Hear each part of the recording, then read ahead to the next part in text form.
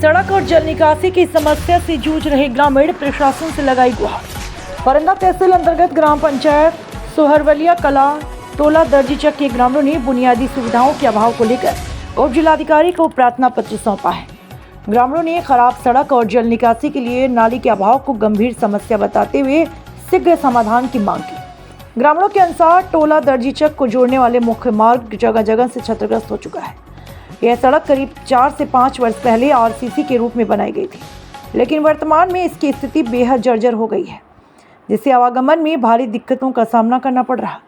ग्रामीणों का कहना है गांव तक पहुंचने के लिए दूसरा रास्ता भी कच्चा है, जो बरसात के समय जलभराव के कारण पूरी तरह बाधित हो जाता है। ऐसे में लोगों का दैनिक जीवन प्रभावित हो रहा है और जरूरी कार्यों के लिए भी परेशानी उठानी पड़ रही है। इसके साथ ही ग्रामीणों ने बताया कि आज़ादी के 75 वर्ष बाद भी उनके टोले में जल निकासी के लिए नाले का निर्माण नहीं कराया गया। बरसात के दौरान गंदा पानी जमा होने से संक्रामक बीमारियों का खतरा बना रहता है, जिससे विशेषकर बच्चे और बुजुर्ग प्रभावित होते हैं। ग्रामीणों ने प्रशासन से मांग की कि मुख्य मार्ग को जल्द से जल्द दुरुस्त कराया जाए तथा जल निकासी के लिए नाले का निर्माण कराया जाए ताकि समस्या का स्थायी समाधान हो। इस संबंध में जिलाधिकारी ने आश्वासन दिया कि मामले की जाँच कर उचित कार्रवाई की जाएगी। जी, हमारे गांव की विकास की समस्या है जो 75 वर्ष बाद भी आज तक जीरो लेवल में चल रही है। ये दर्जीचक है, ग्राम सभा सोहरवलिया कला में पड़ता है, मौजा है। समस्या ना तो 1 इंच नाली बन सका, अंग्रेजों के ज़माना से अभी तक भी गवर्नमेंट से हमको 1 इंच नाली किसी को प्राप्त नहीं हुआ।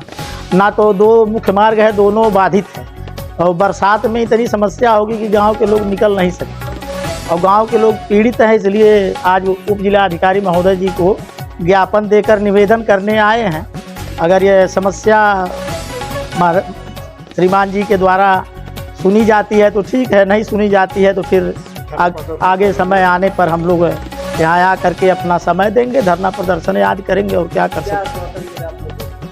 आश्वासन मिला है कि बुधवार तक माननीय महोदय जी जा करके जाँच करेंगे, अगर फिर हमारी समस्या का निराकरण किया जाएगा। फिर इसके पहले खंड विकास अधिकारी को हम 5 महीने से उनके यहाँ ब्लॉक पर दौड़ रहे, पर 5 माह में किसी के द्वारा कोई विशेष सहयोग प्राप्त नहीं हुआ। ना तो कोई मौके पर जाकर कोई सांत्वना दिया, ना तो विकास कार्य के लिए कोई कार्य योजना लागू की गई है। और कोई अधिकारी जाते भी है तो मुख्य ग्राम सभा में ही उनको रोक लिया। हमको तो सुनने में भी आया कि RTI आप लगाए। हमने किया था सर, एक RTI किया था तो माननीय हमने खंड विकास अधिकारी से सूचना मांगा था, तो संतोष सिंह यादव जी ने जो सहायक विकास अधिकारी हैं उसको खारिज कर दिया। तो फिर हमने दोबारा RTI किया, तो अभी देखिए उसका 30 दिन पूरा होता है, फिर हम पहली अपील उनसे यहाँ कर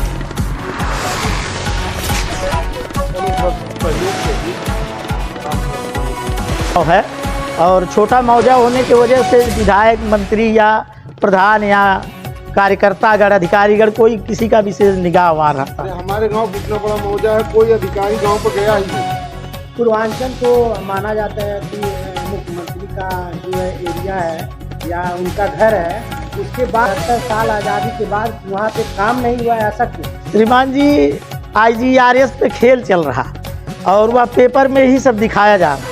हमारे पास 10 निराकरण रखे हुए हैं मुख्यमंत्री के, जिसमें केवल निराकरण दिखाया जाता है, ज़मीन पर उसके न्याय नहीं दिखते। और उसका हम प्रूफ भी रखे हैं, जो कि एक बार लिखा गया खड़ंजा या इंटरलॉकिंग कराया जाए, एक बार लिखा गया इंटरलॉकिंग कराया जाएगा, एक बार लिखा गया खड़ंजा कराया। तो उसमें हम इसमें साहब बनाने के लिए मना करते हैं। हाँ, सेक्रेटरी साहब पर्सनल मार्ग बनाए हैं, जो भी 2-1 मार्ग बनाए हैं, पर्सनल मार्ग बनाए हैं, उसको सार्वजनिक रूप से जोड़ा नहीं गया।